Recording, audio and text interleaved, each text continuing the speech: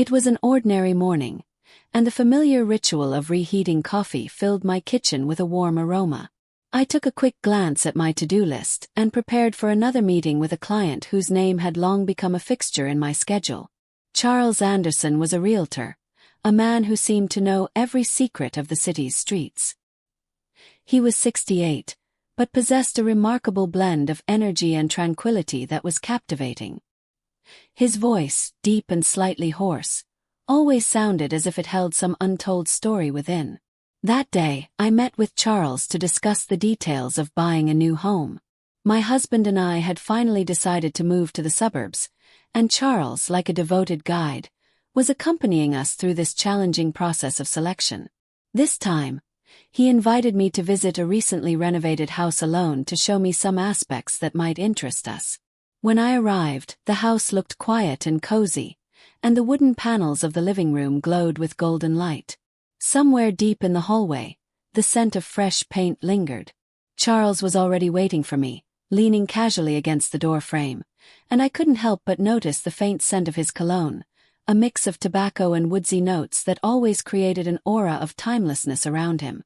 "Well, Marina, are you ready for a little tour?" he asked, smiling warmly. Yet there was something more in his eyes that I couldn't quite grasp. I nodded, feeling a strange excitement that couldn't solely be connected to the house.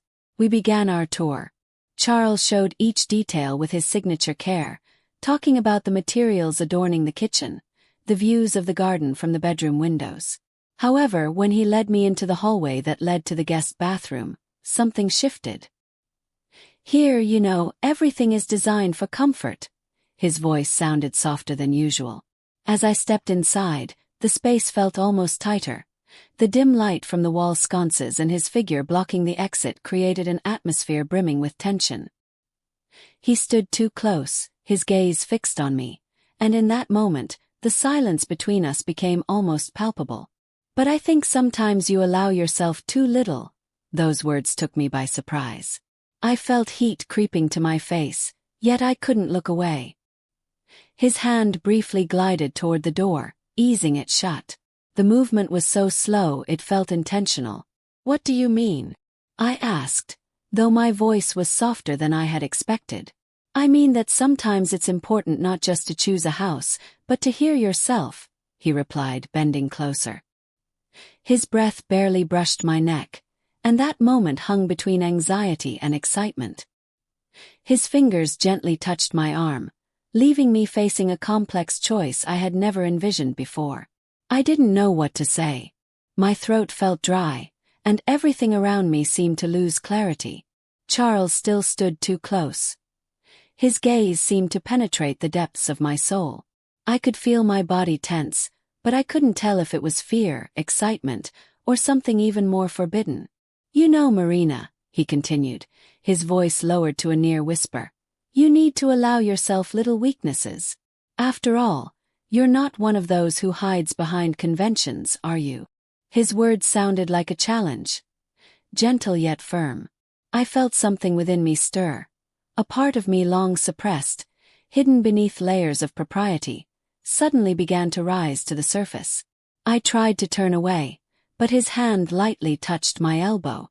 "Charles, I began, but I didn't even know what I wanted to say. Perhaps to ask him to stop, or maybe to ask him to continue. His name, coming from my lips in a breathy utterance, felt wrong. He looked at me. His eyes glimmered in the dim light of the bathroom, and there was something serious in them. Between us, almost nothing remained but the tense air. "Is everything all right?" he asked softly. His voice was gentle but carried a weight. "You can leave if you want. But if you stay, let yourself be real." His words echoed in my mind, and I felt my feet seemingly glued to the floor. "What are you doing?" I whispered. My voice was so weak I barely recognized it. "Only what you allow me," he replied. His voice was firm but not oppressive. He looked at me as if he wanted me to make the choice myself.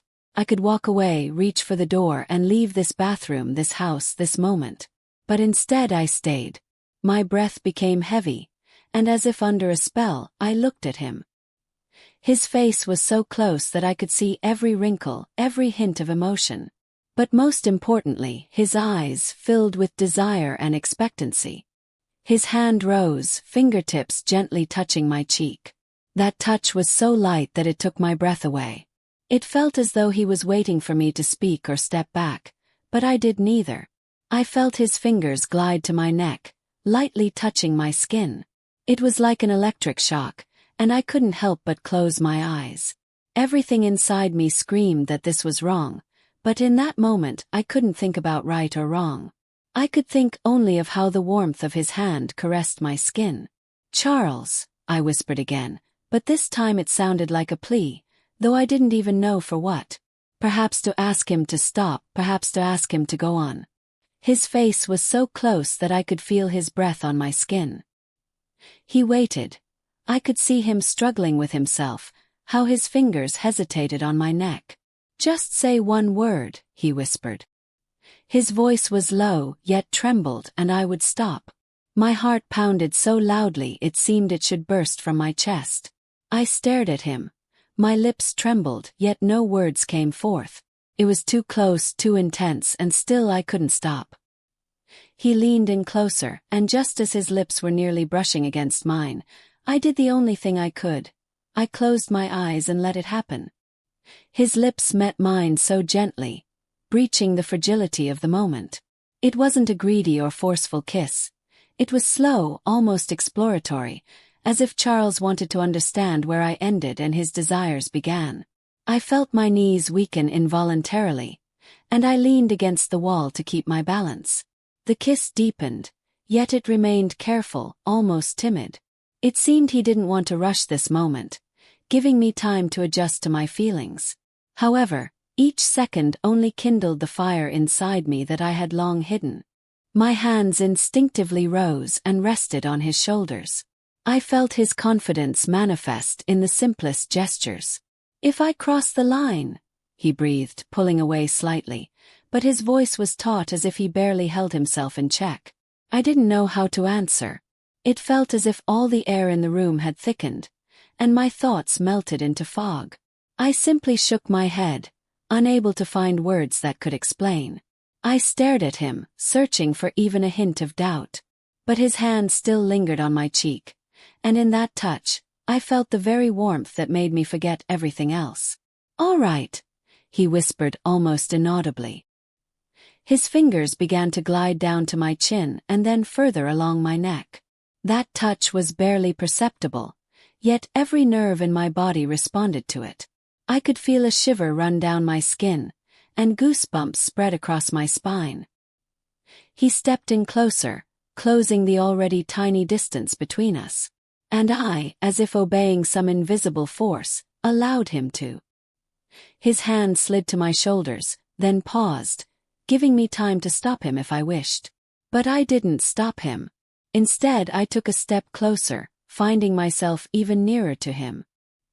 His body was warm and solid, and I could feel him tense, as if holding back to avoid crossing that very line he had spoken of. "Do you really want this, Marina?" he asked.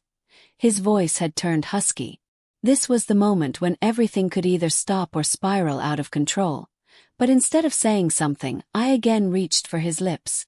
My kiss was more confident than before, and he seemed to accept that as an answer. His hand slid lower, wrapping around me as if he feared I would vanish. The air in the room had become hot, almost palpable. His lips found mine again, but this time there was no trace of caution, only a passion that deepened with each moment.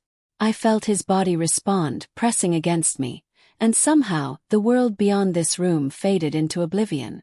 He pulled me closer, and all I could think about was how alive I felt in this moment.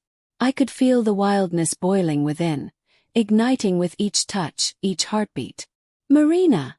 He said my name with a reverence that sent shivers down my spine.